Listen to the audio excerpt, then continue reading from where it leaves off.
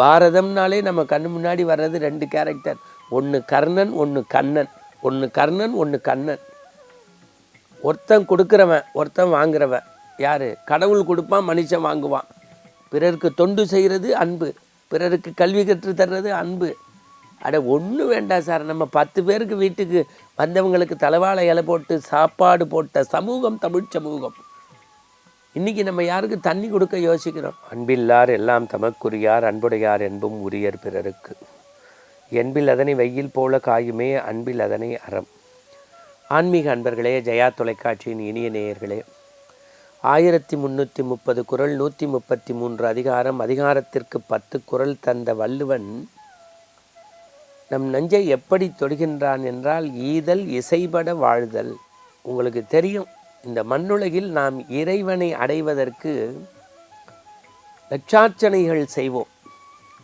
பாலாபிஷேகம், பன்னீர் என்று அபிஷேகம் செய்வோம், அன்னதானம் செய்வோம், கோதானம் செய்வோம், கும்பாபிஷேகம் பண்ணுவோம், குளம் வெட்டுவோம், தேருக்கு உதவுவோம். இப்படியெல்லாம் செய்வது ஒரு விதமான சம்பிரதாய சடங்கு. மற்றொன்று, அன்பாக இருந்தால் ஆண்டவன் தன் நிலையிலிருந்து வந்து உள்ளத்தில் இருப்பான். நாம் பெரிய புராணத்து பூசலார் கதையை பார்க்கின்றோம், சிறு தொண்டர் கதையை பார்க்கின்றோம். நாயன்மார்கள் வாழ்க்கையைப் போல ஆழ்வார்களை பார்த்தால் கள்ளம் கபடமற்ற பெரியாழ்வாரோ, நம்மாழ்வாரோ, குலசேகர ஆழ்வாரோ, பூதத்தாழ்வாரோ அன்பினால் ஆண்டவனை அடைந்திருக்கிறார்கள். அன்பு அன்பு அன்பு கரைதல். அப்போ என்னென்னா, அன்பு இருந்தால் நமக்கு மந்திரமும் ஆகமமும் வேதமும் தெரியாவிட்டாலும் அன்பு இருக்க வேண்டும். அதனால்தான் வள்ளுவன் என்ன சொன்னால், அன்பில்லார் எல்லாம் தமக்குரியார், அன்புடையார் என்பும் உரியர் பிறருக்கு. தன்ட்டை இருக்கிறதை ஈந்து கொடுத்து மகிழ்வாங்க. நீங்கள் இலக்கியங்களை படித்து பாருங்கள். முல்லைக்கு தேர்ந்தந்த பாரியாக இருக்கட்டும், காரியாக இருக்கட்டும், ஓரியாக இருக்கட்டும், இங்கே சங்க இலக்கிய சான்றுகளை பார்த்த மன்னனாக இருக்கட்டும், அவ்வை நன்றாக இருக்க வேண்டும் என்று அதிகமாக நெல்லிக்கனி கொடுத்ததாக நாம் படிக்கிறோம். ஆண்டுகள் கடந்தும் அவர்களெல்லாம் வரலாற்றில் காலவெல்ல அழியாத கல்வெட்டாக நிற்பதற்கு காரணம் அந்த அன்பு, ஈகை குணம்தான். அதனால்தான் இயற்கையை சொல்லுவார்கள், இந்த உலகம் அசையாமல் இருப்பதற்கு மலையை படைத்தான், அந்த மலை நகராமல் இருக்கக்கூடிய ஆற்றல் பெற்றது, அது வலிமையானது என்ற போது மலையே உடைத்தெறியக்கூடிய உளி நெருப்பு இரும்பு பெரிது என்றான். அந்த இரும்பையே உருக்கக்கூடிய நெருப்பு பெரிதுன்னா எப்படி?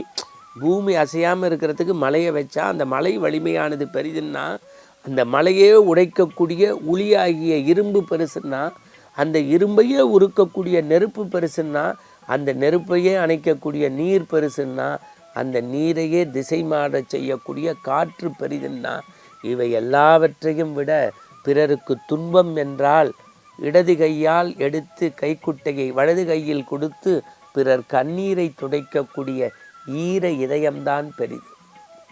அண்மையில் நம்ம ஊடகத்தில் பார்த்தோம், சில தினங்களுக்கு முன்பு ஆழிப்பேரலையில் இறந்தவர்களுக்கான நினைவஞ்சலியே அண்மையிலே எல்லோரும் வேண்டி மீனவ பெருமக்கள் பால் எடுத்து அந்த கடலிலே விட்டு 12 ஆண்டுகளுக்கு முன்பு இறந்த அந்த இதயங்கள் சாந்தமடைய வேண்டும் என்று உற்றார் உறவினர் மட்டுமல்ல, ஊர் முழுக்க திரண்டு கடலோர பகுதிகளில் கொண்டாடியதை நாம் பார்க்கின்றோம். காரணம் ஈர இதயம், ஈர இதயம்.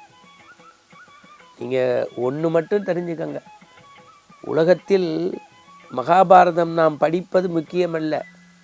பஞ்சபாண்டவர்கள் 5 பேர், கௌரவர்கள் 100 பேர், இவர்களுக்கு பாடம் எடுத்த கண்ணன், பீஷ்மாச்சாரி, துரோணாச்சாரி, கிருபாச்சாரின்னு எத்தனையோ பேர் இருந்தால் எல்லாரும் நம்ம மனசில் நிற்கிறது இல்லை. பாரதம்னாலே நம்ம கண்ணு முன்னாடி வர்றது 2 கேரக்டர், ஒன்று கர்ணன் ஒன்று கண்ணன். ஒன்று கர்ணன் ஒன்று கண்ணன். ஒருத்தன் கொடுக்குறவன் ஒருத்தன் வாங்குறவன். யார்? கடவுள் கொடுப்பான், மனுஷன் வாங்குவான். ஆனால் பாரதத்தில் கார்த்திகைக்கு பின் மழை இல்லை, கர்ணனுக்கு பின் கொடை இல்லைன்னு கொடுத்து கவச குண்டலத்தை கொடுத்தா, செய் புண்ணியத்தை தாரை வார்த்து கொடுத்தா, எல்லாத்தையும் இல்லை என்று சொல்லாது வாரி வழங்கிய கர்ணன் போர்க்களத்திலே அம்புல நிற்கும்போது பகவான் கிருஷ்ணன் வயோதிக அந்தனர் கேட்டு யாசகம் கேட்டு செய் புண்ணியத்தை தான் கேட்பான். இவன் அப்போ கூட அம்பை போட்டு குருதியை எடுத்து கொடுப்பான். அதுக்கு உரையாசிரியர்கள் என்ன எழுதுகிறாங்கன்னா, கொடுப்பது தான் இறைவன், வாங்குவது மனுஷன், கொடுப்பது தான் இறைவன், வாங்குவது மனுஷன். ஆனால் பிறருக்கு அன்போடு ஈகையோடு நல்ல இதயத்தோடு ஒரு மனிதன் கொடுத்ததனால் கடவுளே கையேந்தி மனிதனை உயர்த்தினான். அதுதான் ஈகையின் அன்பின் சிறப்புங்கிறான். நம்ம பாரதத்தில் மட்டும் இல்லை, சைவ இலக்கியத்தில் உங்களுக்கு தெரியும், பெரிய புராணத்தில் சிறுத்தொண்ட நாயனார் தன்னுடைய மனைவி திருவெண்காட்டு நங்கை தலைபிடிக்க தன்னுடைய பாலகன் பிஞ்சு குழந்தை உச்சந்தலையிலேருந்து உள்ளங்கால் வரைக்கும் நோய் நொடிவு இல்லாதவனை தாய் பிடிக்க தந்தை கூரறுத்து பிள்ளைக்கறி சமைத்து போட்டார்கள். காரணம் என்ன? இறைவன் மீது வைத்திருந்த அளவு கடந்த அன்பு, பக்தி. இப்போ நம்ம கண்ணப்பர் மாதிரி சிறுத்தொண்டர் மாதிரி கந்தானம் பிள்ளைக்கறி அதெல்லாம் வேண்டாம். கர்ணனை மாதிரி வாரி கொடுக்க வேண்டாம். என்ன செய்யலான்னா, தெருவில் குப்பை போடாமல் இருக்கலாம், நம்ம வீட்டு குப்பையை அடுத்த வீட்டுக்கு அனுப்பாமல் இருக்கலாம், மனித நேயத்தோடு இருக்கலாம், பிறரோட சண்டை சச்சரவை குறைக்கலாம், ஒருத்தர் இல்லாத போது அவங்கள பற்றி புறம் பேசுகிறத நிறுத்தலாம். சின்ன சின்ன உதவிகள் செய்வது கூட அறம்தான், தர்மம் தான்.